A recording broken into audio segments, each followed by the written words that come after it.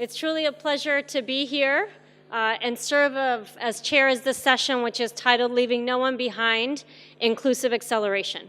My name is Nabeeha Kazi, and I'm the Executive Director of No Wasted Lives, which is a global coalition of government agencies, UN agencies, NGOs, and donors who are committed to accelerating action to prevent and treat wasting in children. You know, this session recognizes that reducing hunger and malnutrition has been uneven. We just heard about this with the launch of the Global Nutrition Report a few minutes ago. And if we look at children and look at their nutrition status in particular, and as we know, children are an incredibly vulnerable group, we see unacceptable levels of malnutrition, with about 150 million children who are stunted, 50 million who are wasted, and 38 million who are overweight.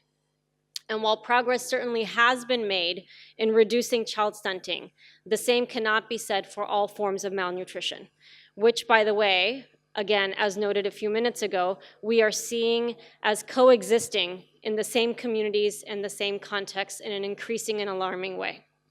The number of children who are suffering from wasting, for example, has barely budged from that 2011 number, where back in 2011, there were 52 million children who were affected.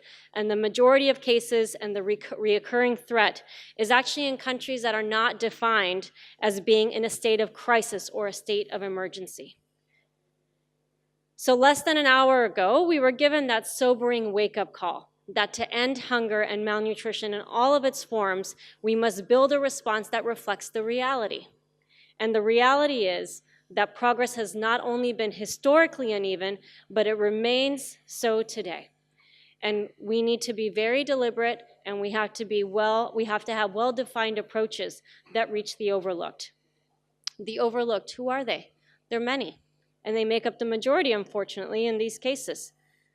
The overlooked, that reach women, programs that reach children, young people, minority groups, and more. Now, when we talk about leaving no one behind, we're talking about accelerating a response and actions. We're talking about accelerating the responses and actions in a way that's inclusive. But we also recognize that we have to uniquely cater to the needs and the considerations of groups that are being left behind. And that's where the rubber hits the road. How do we target and how do we curate a response to hunger and malnutrition that is purposeful in bringing forward the very groups that are producing food and that are nourishing the world? Women. The very groups that hold a country's intellectual and economic future in their hands. Children and adolescents. The very groups that toil in rural and urban settings that are working jobs that barely pay enough to make ends meet, but these people are central to a functioning society, the poor and the marginalized. Well, that's what we're going to talk about today.